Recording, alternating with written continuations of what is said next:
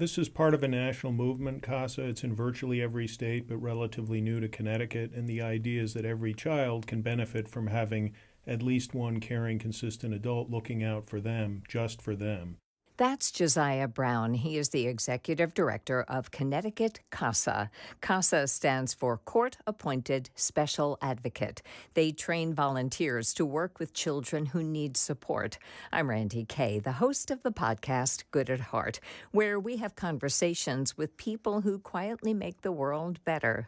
Josiah is one of 3 guests joining us on this edition of Good at Heart. We also have... My name is Sarah Weingarten, and I am a foster parent in Connecticut. And a board member, correct? And a board member of Connecticut CASA. And Lily. I am a young woman looking to advocate for foster voices and foster youth. Josiah, Sarah, and Lily are dedicated to improving the lives of children and teens living with abuse and neglect. Josiah says CASA is designed to expand that mission by getting more people involved.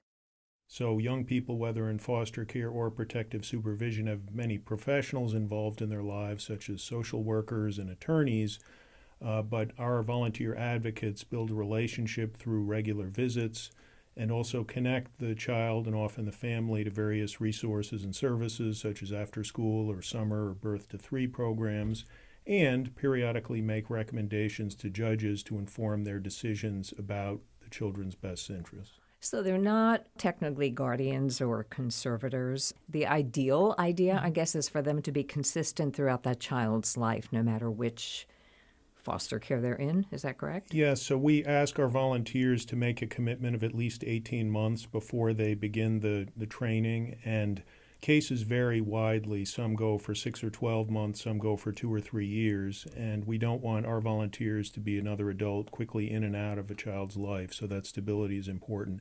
And every case is different. Every relationship, a infant or toddler may be served by a CASA, or a middle school age or a high school age student like Lily, though she personally isn't involved in CASA. But so it really depends, and the idea is that there should be an individualized decision, personalized for that child and that family, so the judge can go beyond what may appear in a case file. All right. So Sarah, your side of this is a little bit different, right? Yes. So I have been a foster parent since 2020. I help youth from age 10 onward in my home. I'm a licensed foster parent through the Department of Children and Families. And a few years ago, I decided I wanted to be part of a bigger program so I could help more youth involved in foster care. So I became a donor to CASA and recently joined their board so that I could help ensure that youth in care or protected custody could have a consistent, caring adult who's just advocating for their best interests. So, Lily, tell us about your interest in CASA or your experience, whatever you want to say right now. Well, I don't have a CASA advocate, but from what I've seen and what I've heard when I went to their open house with my foster mom, Sarah, I really enjoyed the movie that they played, about how foster care, it's different for everybody, how they got taken and stuff like that, but how you overcome it as well. I understand that you're about to go off to college. Can you say a little bit about that?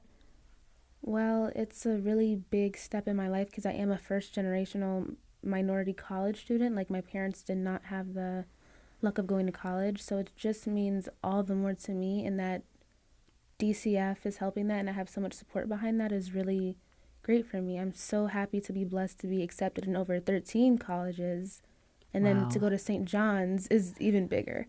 That is so wonderful. And just while I have you, do you feel like having a foster parent like Sarah has been helpful toward you getting on this successful path in life? Definitely. Sarah and her partner Stuart, they're very they're amazing foster parents. They go above and beyond. It's like having an actual mother and father. They're very caring and concerning, and they care about you.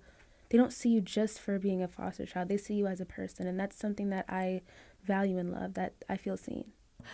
My next question is, Why you? What drew you to this work? Josiah, we'll start with you. Why does this matter to you? How'd you get into this?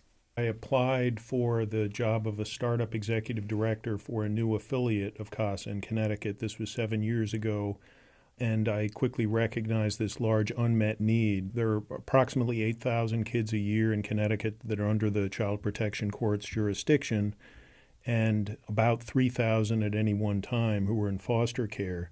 Yet, up until now, few, if any, have had court-appointed special advocates. And seeing the success of this program around the country, I was eager here in my home state to do what I could to help mobilize these caring volunteers to work with young people and, as Lily was saying, really see them as individuals, get to know them and their situations. And it's been enormously rewarding. I have a terrific team of colleagues, board volunteers, and in particular the volunteer advocates, more than 100 now across the state. So, Sarah, I know you're on the board, and that came from being a foster parent. So why did you want to become a foster parent, you and your partner? So I was born with a genetic corneal dystrophy, which rendered me legally blind. And it's something I've chosen not to pass on to my own biological children. So instead of having biological children, I have chosen to foster, to have the opportunity to be a parent figure, but also to pass along some of the opportunities I've had in life. I really feel strongly that I won the lottery with my family and my upbringing. So I've wanted to help people who haven't been as fortunate. And Lily, when you graduate college or whenever this happens, why would you want to become an advocate? I would want to become an advocate because I feel like there's nothing more in, like, having a voice is the most important thing to me. Like, I feel like a lot of stuff goes unseen and, like, unheard of because people aren't getting that exposure. And to be somebody that was in the foster system and that has seen both sides of the coin, good and bad, I feel like I would make an amazing advocate for foster kids that are in need, that just need to pick me up, like, you know, just to offer that place of, like, I see you, like, you're here. Wow, thank you. I love that. Well, I think the world is a better place because you are in it, and you are in it, and you are in it. And thank you so much for joining us. Good at heart. Thank you. There's more to this conversation, and it's all on our website, WSHU.org. Good at Heart is sponsored in part by Pro Health Physicians.